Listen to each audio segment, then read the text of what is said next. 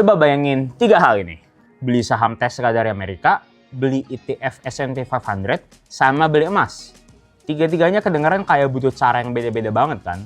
Broker luar negeri buat saham, minimum deposit gede buat ETF, atau ke toko emas fisik buat yang terakhir. Tapi sekarang, ketiganya bisa lo lakuin lewat satu mekanisme yang sama persis.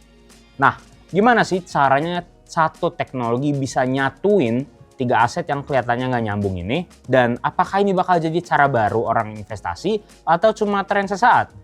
Itu dia yang bakal kita bahas di episode kali ini.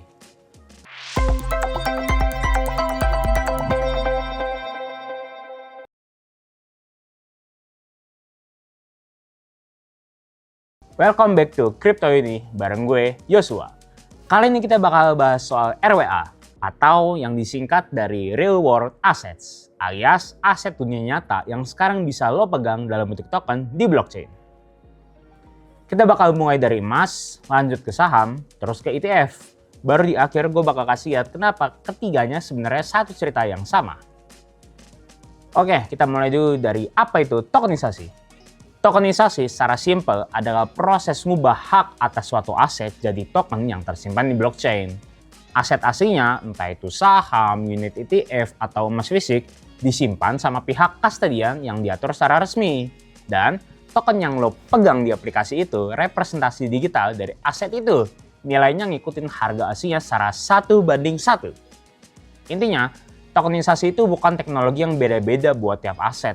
Satu mekanisme yang sama, cuma aset yang dibungkusnya beda-beda. Oke, kita masuk ke pembahasan pertama yaitu emas. Yang paling gampang dipahami duluan itu emas. Soalnya emas ini aset yang udah dikenal orang Indonesia dari generasi ke generasi. Dari nabung emas sampai jadi mahar kawinan. Di Pintu sendiri udah ada 2 jenis token emas. Yang pertama, kayak XAUT dan PEXZ alias yang di-backing oleh emas fisik yang langsung disimpan oleh kustodian. Dan yang kedua ada GLDX. Nah, kalau ini mekanismenya beda. Dia ngikutin harga ETF emas SPDR Gold Shares, bukan emas fisik langsung. Tapi, yang jelas, dua-duanya sama-sama bisa ditradingkan 24 jam non-stop. Beda dari toko emas fisik yang jam bukanya terbatas.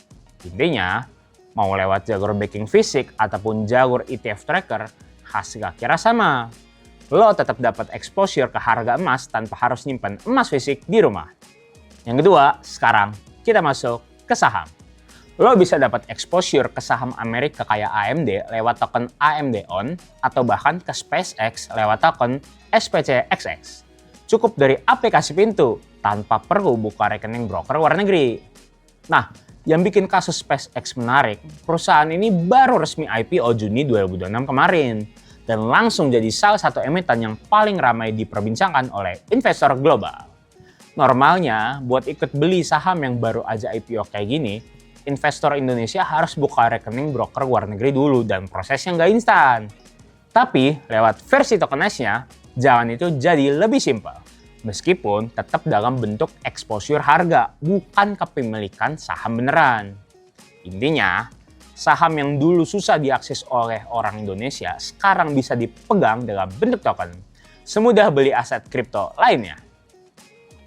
Dan yang terakhir, dan juga yang paling menarik, justru ETF secara global. Berdasarkan data token terminal, sekitar $475 juta ETF udah dipindahin ke blockchain dalam setahun terakhir. Dengan institusi kayak BlackRock, JP Morgan, dan juga Franklin Templeton ikut masuk.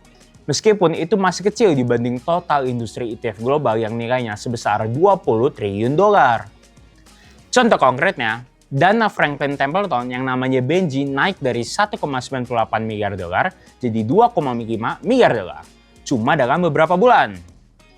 Benji ini bukan ETF saham kayak Nasdaq 100, tapi tetap nunjukin institusi besar mulai serius ke tokenisasi dana. Sebenarnya mekanismenya sama kayak saham dan emas. Unit ETF aslinya disimpan sama kustodian, terus kita pegang tokennya yang harganya ngikutin indeks yang di-tracking. Bedanya, dengan satu token ETF, lo udah bisa dapat exposure ke ratusan perusahaan sekaligus, bukan cuma satu. Intinya, dari 3 data yang gue sebut barusan, ETF lah yang nunjukin minat paling tinggi dari institusi-institusi besar dunia. Jadi, udah kelihatan kan, emas, saham, ETF, Tiga-tiganya pakai mekanisme yang sama, cuma aset yang dibungkus beda. Inilah bagian dari tren yang namanya RWA atau tokenized asset. CoinGecko juga punya data yang menarik soal ini. Per Januari 2025 kemarin, total nilai aset RWA yang tertokenisasi di seluruh dunia itu sekitar 5,8 miliar dolar. Tapi di riset yang mereka rilis awal tahun ini, angka itu udah naik jadi sekitar 30 miliar dolar. Naik lebih dari 4 kali lipat cuma dalam setahun. Dan itu pun angka yang udah agak lama. Data terbaru dari rwa.xyz per awal Agustus 2026 kemarin nunjukin totalnya udah nembus ke sekitar 38 miliar dolar. Deket banget ke ambang 40 miliar dolar. Tapi ingat, bukan berarti tanpa tantangan, karena mekanisme ini butuh validasi yang ketat. Kastadian harus bisa mastiin aset asli di baliknya beneran ada dan jumlahnya sesuai. Dan itu gak selalu segampang yang dibayangin buat dipastiin dari luar. Intinya, RWA ini emang lagi tumbuh cepat, tapi validasi aset di baliknya tetap sesuatu yang perlu diperhatiin, bukan cuma soal ikut-ikutan tren. Jadi, kelihatan jelas kan?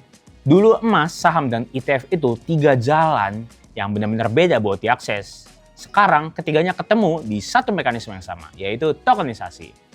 Emas bisa lo pegang lewat XAUT, PXG, atau GLDX. Saham lintas negara kayak AMD dan SpaceX bisa lo akses lewat AMD ON atau SPCXX. Dan ETF kayak Nasdaq 100 ataupun S&P 500 yang paling belakangan ini lagi paling diminatin.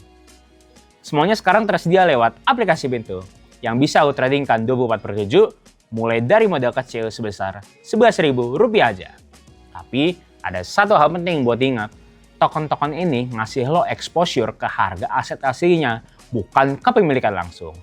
Gak ada hak suara kayak pemegang saham asli, dan lo gak bisa nuker token itu jadi barang fisiknya lewat aplikasi Bintu. Ingat juga, performa masa lalu gak menentukan hasil di masa depan.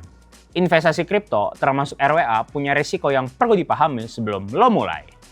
Pertanyaannya kini bukan lagi apakah RWA bakal jadi bagian dari cara kita investasi, tapi seberapa cepat regulasi yang sedang disiapkan bisa mengikuti kecepatan pertumbuhannya. Thank you udah nonton sampai habis.